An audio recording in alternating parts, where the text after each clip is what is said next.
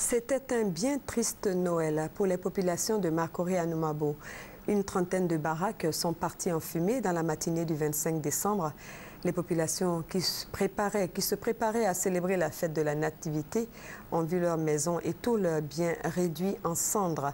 La ministre de la Solidarité, de la Famille et de l'Enfant s'est rendue sur les lieux du sinistre pour apporter le soutien de l'État de Côte d'Ivoire à ces familles. Fatou Fofana, compte rendu. Une trentaine de baraques parties en fumée ce 25 décembre à Marcory-Anoumabo. Bien triste Noël pour ces populations qui ont tout perdu dans l'incendie de leur maison.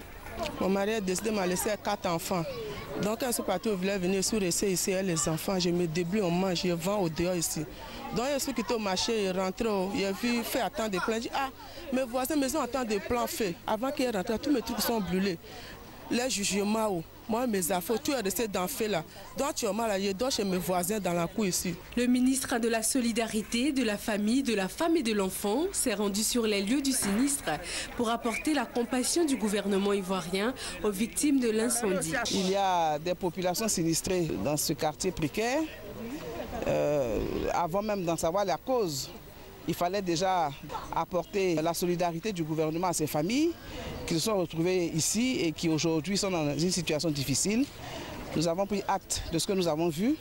Nous allons essayer d'identifier ces familles et voir dans un premier temps comment leur apporter donc, les premiers éléments de secours pour qu'elles puissent survivre. Et puis voir comment régler le problème définitivement parce qu'il est inconcevable que des familles vivent de façon aussi dangereuse dans un environnement insalubre. Le feu serait parti d'une bouteille de gaz dans une des baraques aux environs de 9 h du matin avant de se propager dans tout le voisinage. D'importants dégâts matériels sont enregistrés, mais aucune perte en vie humaine.